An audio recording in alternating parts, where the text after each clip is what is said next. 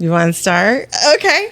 Hey guys, welcome to the Cadence Show. Hi everyone, I am Titia Owens and I'm here with my lovely daughter. Yes, I'm Chyna Elizabeth.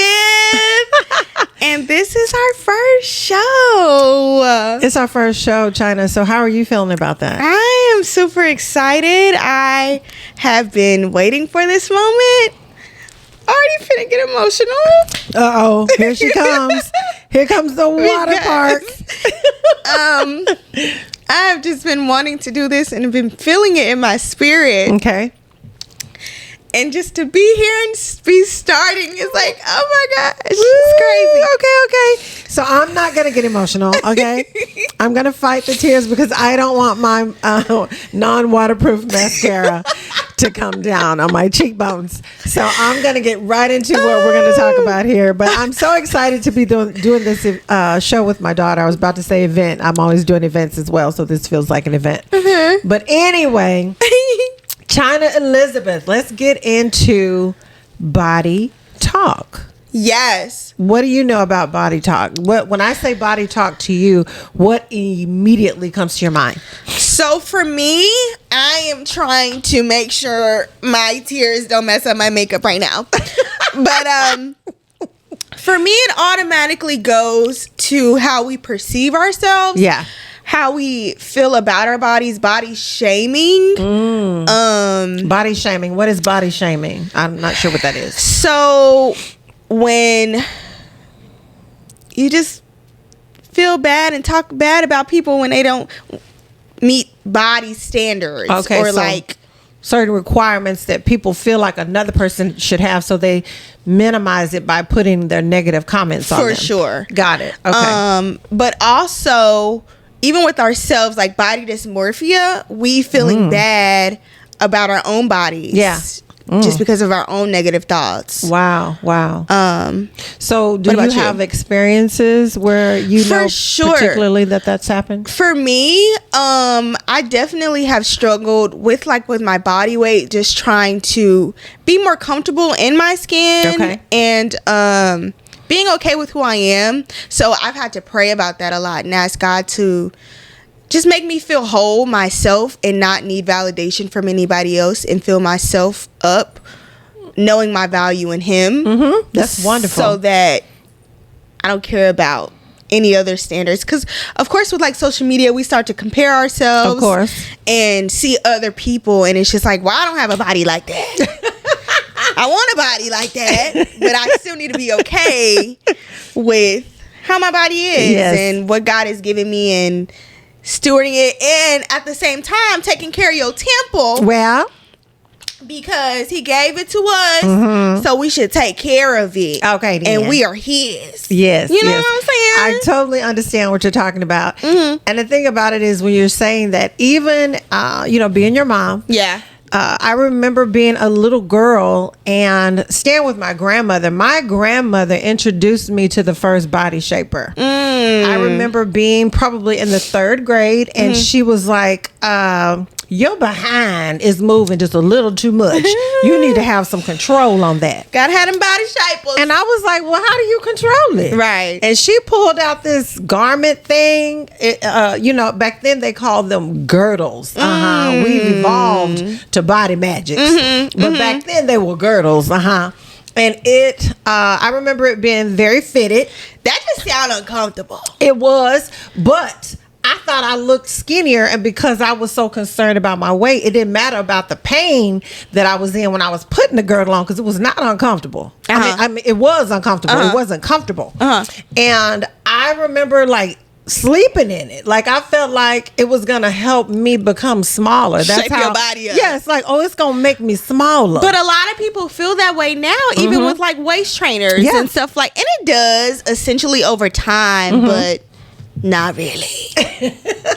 and like you said, what it does train your body. Because I can say this, in all of the years I've worn a body shaper, like I said, since the 3rd grade, off and on for years and years. And what I can say about it is, when I've had children, when I had you, and when I had my son, whenever I would become pregnant and then I try to lose the weight, my shape would always return, because I felt like it was so used to me having on that body shaper. My body had adjusted itself in the shape of how I wore the body shaper. That's amazing. So I've always had a waistline. Now, again, never a flat stomach, but always a waist, because that girdle pulled those sides in. Yeah. So it did do some magic. Okay, then, to the body magic.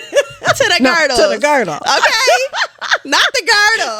That just sounds so old. And it was. Like, nobody. I ain't heard girdle in some years. Like, I can't say that I've heard girdle in some years. Yeah. But that was a common word back in the day. So how do you feel about body dysmorphia with you? Like, do you feel that?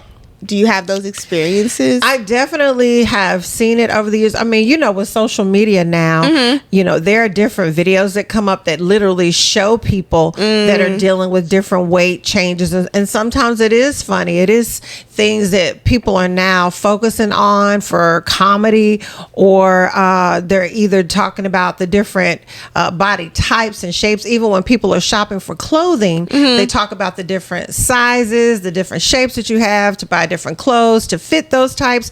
So I deal more with that now that I'm older, because I assist a lot of people with fashion. So I'm always trying to, communicate what the body type is. For sure. But I'm always encouraging people, and that's the world that we live in now too. People have become more comfortable with the different sizes they are. Yeah. So that's a thing as well. So even with the shapes, then you also have to get into the fashion side of it, because some people don't care that their size may not be the right size for the outfit. For sure. They may wear it regardless.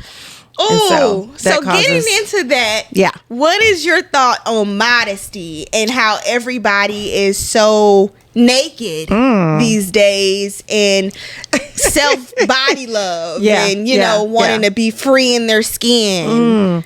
Well, I'm good with people loving themselves. That's a wonderful thing. However, love yourself. Yeah, love yourself. But also, I say cover yourself. For sure. That's just my thought about it, because again, I believe it's more appealing when someone has to figure out what you have, as opposed to you just exposing everything that you bring. If you're on a beach and you're wearing a swimming suit, I expect you to, have on your bikini or your two-piece or what have you. But if that's your day-to-day, when you're walking down the street or you're coming into a meeting and you walk in with a bikini bra top, it causes a different attention. And we're not always looking for that. It's not always a positive attention as well. So we just have to be real careful. But again, that's my opinion. For sure. You don't have to agree with it, but that's how I feel. I feel like modesty, again, it causes a certain type of respect when you are modest. It puts you in a position, again, for people to, if that's something that's on their mind, they have to question what you have, as opposed to you giving it all to them when they first see you. I agree. I will say. What will you say? I do like showing skin. Okay. But as I grow spiritually, I feel like I've always been modest. Like, I don't think I've ever just been like showing my entire body, like just full on. Like, I still feel uncomfortable wearing like a bathing suit. Got it. You know what I'm saying? Like, I never have felt comfortable, period, just being out open with nothing. Yeah. I mean, of course, we're not going to be fully naked, but like, you know what I'm saying? I know exactly what you're saying. Just open. So, but I do like a little skin. Like, I wear my crop tops. I wear my short, my shorts. But as I grow spiritually, I just feel more convicted in a way to be more modest and just to be more of a reflection of what the Bible says. Because he says to be modest. And the thing about it is, by you saying that, you're saying that also because, do you feel like other people are looking at you and maybe look at you as someone to esteem or follow after? So are you concerned about how you're perceived as well? I would say I'm not. Yes and no. Okay. I don't really care what people think, but at the same time I do, because I want to reflect Christ. Right. And in order for people, like, I may be the only Jesus people see. Correct. You know what I'm saying? So if they see me and they get, like, I'm looking real worldly. Yes. And it's like, okay, so what's different for me from being in the world and being a Christian? Right. So I feel in that aspect, yes, but at the same time, I do not care what y'all think. Okay, I'm gonna wear what I want to wear. Thank you. And so when you talk about the word worldly, that's strictly just leaving God out of a situation or a thing. Yeah. So it's doing things without God in mind. That's the bottom line. So when she talks about the word worldly, that is what she is referencing to, in that when you're deciding what you want to wear, how you want to look, and even taking care of yourself, you're doing it with God in mind. Is that correct? That's the real hard part for me. Okay. Because I'm in a season right now where I'm supposed to be getting my body together, and I've been having to pray a lot, and ask God for the discipline, because I like to eat. Okay, so do your mama. Yeah, we like to eat together. If y'all see our videos, we be in different places, fellowshipping with food, just throwing down, that would be us. So it's a struggle for me to take care of my body in that aspect. Now I will go walk, I'll go work out, but that ain't doing nothing for me if I'm eating some Chick-fil-A every day or some Takis. You know, she trying to call me out right now because I love some Takis, but it's okay. Okay, it's okay. But yeah.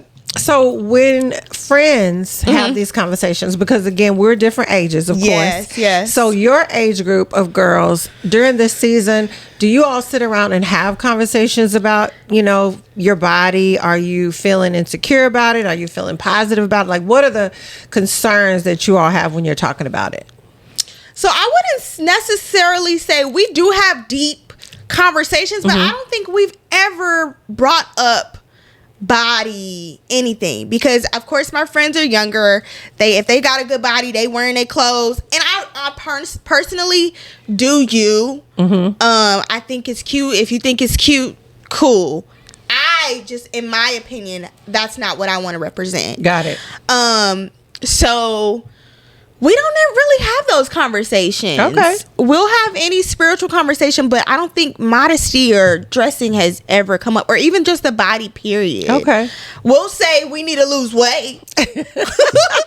We will be like, we need to go to the gym or get on a diet or something, but it'll just be in passing. It's not like a full-on conversation on how we're feeling. What about you and your friends? I would say we're always talking about weight loss. Yeah. That's one of the things that we're always talking about is weight loss, because again, when you get a certain age, your metabolism is different, and you just think differently about getting up in the morning and what do you want to do with your body. You know that you want to look good in your clothes, you want to represent yourself well, but at the same time, when you get older, things don't fit the same way as they used to. And again, when we're eating certain things, our metabolism is different, so it falls in different places. So you have to figure out, again, attire. What is going to make me look smaller? What color am I going to wear so that I don't look the size that I am? Yeah. So you're constantly thinking about it. I know for me personally, I'm always thinking about what can I wear to slenderize, or what can I wear that's going to make me look a certain way or even feel a certain way. Sometimes the clothing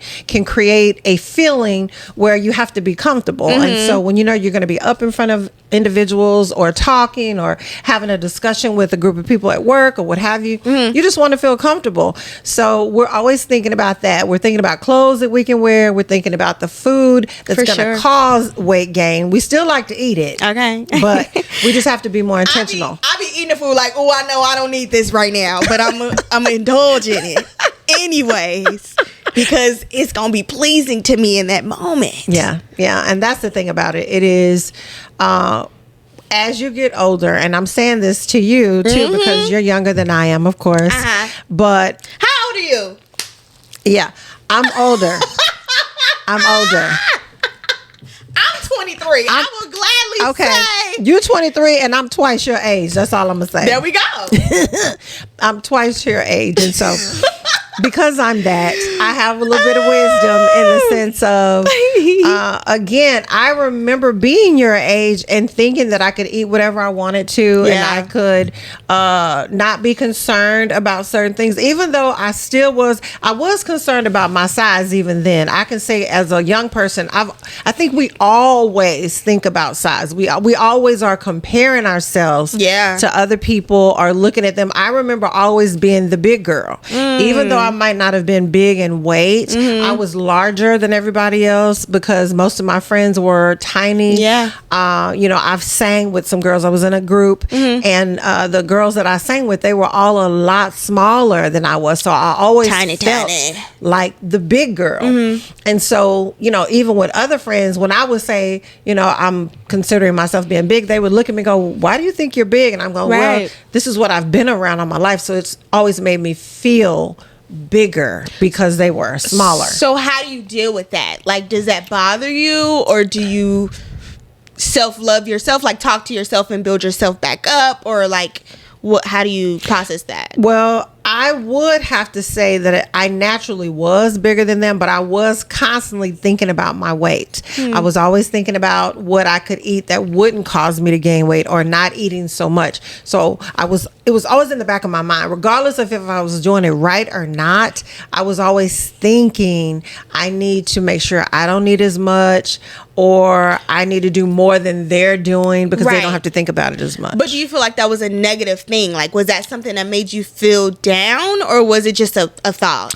I don't think I felt down about it as much as I was conscious. I was just very conscious about it. Gotcha. I'm going to say there were times I felt uncomfortable. There would be times when I would be with them that I would feel very uncomfortable. So I would have to figure out how to override those negative thoughts of, you are bigger than them, you're too big. I would have to tell myself, well, I'm not that big. I was saying, I'm not that big. I'm bigger than they are, but I'm not that big. Yeah. So, just trying to figure those things out. Okay. Let me put some gloss. You got enough gloss. Okay. She live in gloss, Lord. No. That's why it's here. Okay. Gotta have it. Okay. Yep. Okay. Does my makeup look good? Man. In 5. So how did that make you feel? Did you make it like more of a negative thing, or in that, how did you handle it? If it made you feel a type of way, how did you handle that? Yeah, I remember feeling like the big girl in the group on a regular basis. So, a lot of times I would have to pray about it. Once I, of course, got older and started growing in the Lord, I would ask the Lord for discipline. Lord, help me to, if I'm going to be uncomfortable with it, then I need to do something about it. They weren't making me feel uncomfortable. I was uncomfortable. And since I was uncomfortable, then what was I going to do about it? So that meant that I had to be more committed to the amount of food that I ate, portion control. I knew I wasn't going to work out, so I had to figure out ways to assist me with the weight. Because again, when you're going through those processes, you have to figure out, well, what are the solutions? What can I do differently? So you have to stop eating at a certain time. Like, don't eat all through the night, because again, you eat, and especially if you're eating sweets, something about that. Is that why you're looking like that? You have to have a cutoff time, a certain time of night that you're not going to eat anymore. And of course, drinking a lot of water. Me and sweet drinks, that was always something that I was trying to be in fellowship with. Yeah. But I realized the less of the carbonated drinks that I would intake, the better my weight would be. Yeah. So I had to commit to making discipline things, or discipline myself to do these things on a consistent basis if I wanted to see some results. Yeah. And again, I didn't feel like I was huge, but I knew I was getting overweight. For sure. So I had to be, more disciplined about some different things that I could do to assist that process. Yeah. For me, I definitely still, even today, have those issues with my weight. I always felt like I was the bigger girl too. I was always the tallest person in the class when I was younger. I was just big. I've never been skinny. I was smaller, but I've never been skinny. Okay. I don't think. And it always, back then when I was younger, it was more of a thing, but now, like you, I would pray about it. Right. And I would really have to reaffirm myself and tell that's good, myself, Chyna. you're worthy, you're beautiful, you don't look any less than them Right. just because you're bigger. Yeah. And good. you're God's child. Like, God values you. God feels that you're beautiful. You know what I'm saying? That's good. So just reaffirming myself and telling me how God sees me opposed to even how I see me. I love that. Because it can be bad sometimes. And in this time, like, everybody's getting BBLs. Like, if I can get a BBL, I'm going to get a BBL. I don't surgery shame at all. Get that surgery. If you want to be cute in that surgery, get it. I don't I'm recommend going to be it. right there. I don't recommend it. I'm going to be right there. Okay? And again, two different perceptions, two different thought processes. I am not down with no kind of surgery whatsoever. And Really? That's just because I don't want to be put to sleep. I don't like injections. I don't like needles. I don't like any of that. If it comes to, I'm going to feel good about my body and not have to work out to lose the weight. But when you said the eating and the stop eating late, it gave me confirmation. I did makeup today, and the girl told me she lost 25 pounds from January to today by intermediate fasting. Intermittent. Same thing. Yeah. Y'all get me. Intermittent fasting. What she said. From 12 to 6. So today, Okay. I am committing to 12 to 6. Did y'all hear that? Y'all heard it live. 12 to 6.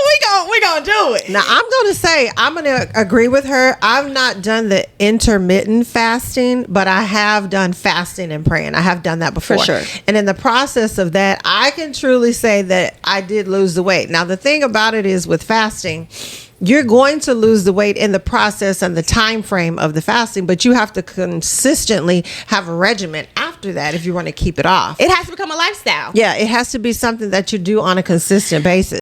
So, Chyna, let's go back to the surgery thing. So, being that you are in the Lord, Right. do you feel any conviction about altering your body with surgery and all those things you just talked about that you were in support of? So now that you've asked me the question, I see it in a different light.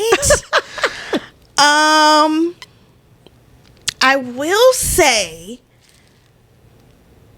I can see how that's kind of contradicting the spiritual aspect and getting surgery. But I feel at the same time, I don't know. That's a hard question, guys. Like, because I want a surgery. Like, She's like, I just knew I want one.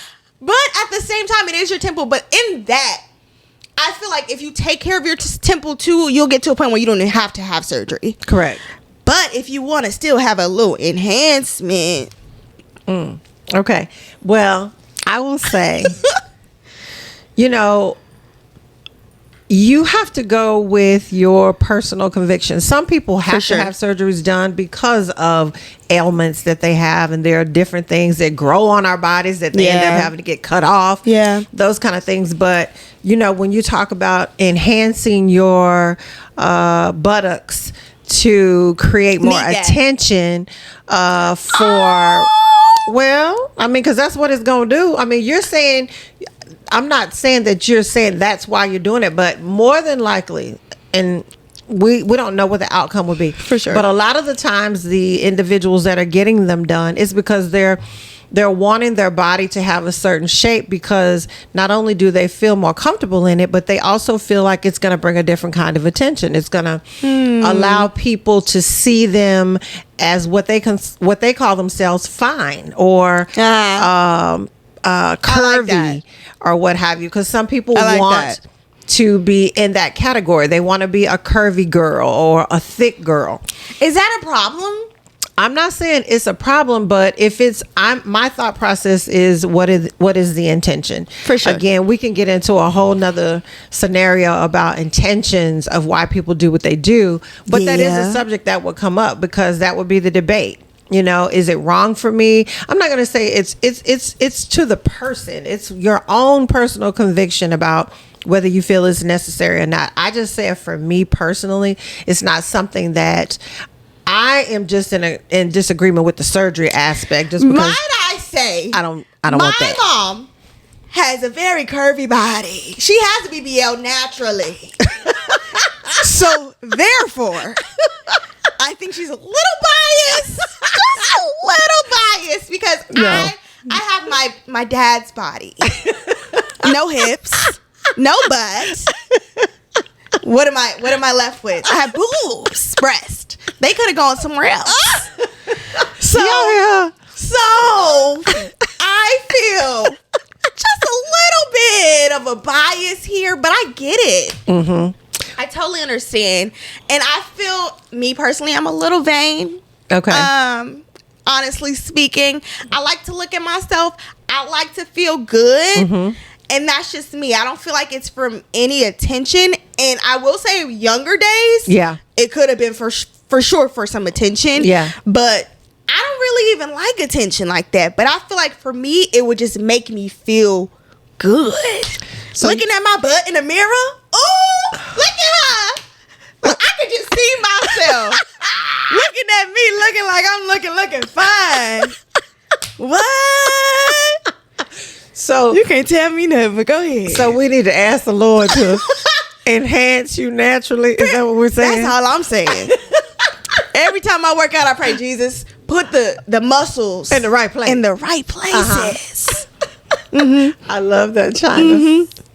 So Chyna, with that, this was a show about body shaming. How do you say I want a butt, I want these things, and I'm shaped this way, but you still have this confidence? I feel like my confidence from my mom and just around people that have lifted me up and have already told me I'm beautiful. Right. And with my relationship with God, period. Like, that has really been, because I was not confident at a point. Mm-hmm. So just knowing my value in him. Right. Period. But at the same time, I'm very confident. Yes. I know I'm cute. So what you're saying is that your relationship with Christ, yes, and then the positive influence that your parents have had on you, yes, trumps your body, why you don't body shame yourself. For sure. And why you are aware of what you would like to improve. Yes. But all of that, it don't trump nothing that's got going on right here. Cause I still feel good. I look in the mirror every day like, girl, you cute. You know what I'm saying? Like you can work on a little something. You can lose a little right here, but where did she get this from? First of all, she's correct though when it comes to confidence and just always telling her how beautiful she was as a child. Yeah. And I would encourage parents to do that with their young people, or even if it's not their child, if it's somebody they can influence, see the beautiful things about them and, enhance that, communicate it, share it. I told Chyna all the time just how beautiful she was, and I still tell her how beautiful she is. I appreciate it. Ooh. And so then, you're so beautiful too. You know that. Gracias. Yeah. Okay then. So with that being said, how do you want to end with telling the people not to body shame? Love yourself. Find your value in God. Mm-hmm. Read about who God says you are. Yeah. And stand in that. Reaffirm yourself. And just don't think negatively. I feel like this world is so negative these days. And with comparisons, you just see everything else. But at the end of the day, you are you. You are uniquely made, fearfully made, wonderfully made by Jesus Christ himself. Well, so stand in that. Own it. Stand in it. Okay then. Okay. What you feel? I feel the same way. I was going to say the same thing. Ditto. Okay. On that note, we about to left. Are we about to go? We're about to leave. This was our first episode, daughter. How you was so good. feeling? I feel great. All right. I feel phenomenal. I feel amazing. Rific. I stole one of your words. Okay. Well, we are wrapping it up with the OK Then show. Until the next time, we will see you, BYE. See y'all next week. This is going to be a weekly thing, guys. Stay tuned. Subscribe. Like the video. Comment. Tell us what you feel about body shaming. Okay, then. Okay, then. Bye, then. Bye, then.